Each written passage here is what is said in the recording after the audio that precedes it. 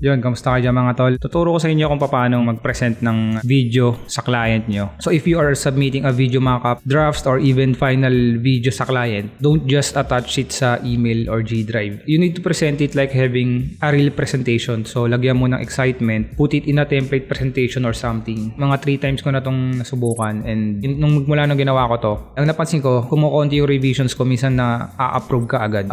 Bakit kaya ganon? Di ako sure kung ano yung dahilan, pero baka kasi konti lang yung gumagawa ng ganitong style, or it implies na you are a pro. So yun yung tingin ko, pero baka may iba pang dahilan. So gawa natin ng tutorial para mabilis lang to, makita nyo kung paano. So halimbawa, ito yung video na ipe-present mo kay client.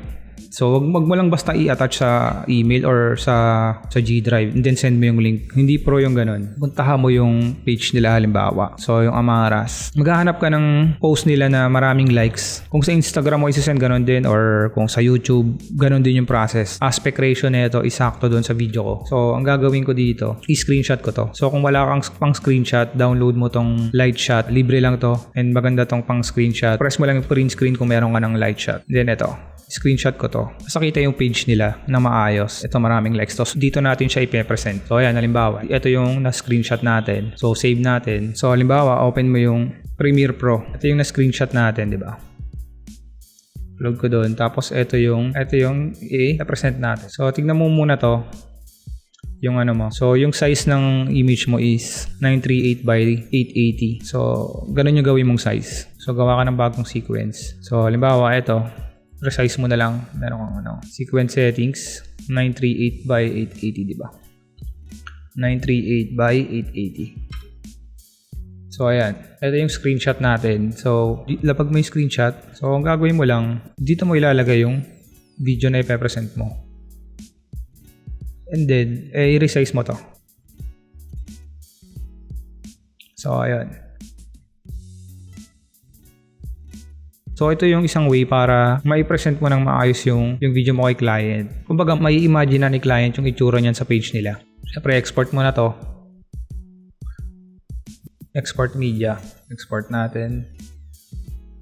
Siyempre ang tanong mo ngayon, paano ko rin send yun? Video rin yun. So ito yung makikita dapat ni client. Ginawa ko lang example itong Facebook, pero pwede mo rin itong gawin sa ibang platform, or pwede kang gumawa ng isang template na pwede mo dun ilagay yung video mo. Ako kasi yung mga clients ko for now, Facebook video ads yung ginagawa ko, kaya dito ko nilalagay yung sa akin. Pero kung depende yan kung sino yung client mo. So dapat yung template na paglalagyan mo is akma dun sa client mo. Pwede kang mag-Canva or Photoshop para magawa mo yung template na yon. Then dun mo ilalagay yung video mo sa template na yon. Parang yung ganito yung ginawa ko dito. Ang purpose nun is ma-imagine ng client mo yung itsura nito pag nandun na sa platform na paglalagyan nila, or yung page na paglalagyan nila, or kaya sa website nila. Screenshot mo yung website nila and kung saan mo ilalagay yung video. Andito na, video rin to eh. Paano ko to i-send kay client? Syempre yun yung tanong mo. Dapat ilagay mo siya sa isang hosting platform. Ako kasi meron akong website, hindi ko siyang i-upload dito mismo sa website ko and i-host ko yung video. So pag sinend mo sa client, ito yung sisend mo sa client, yung link mo nito.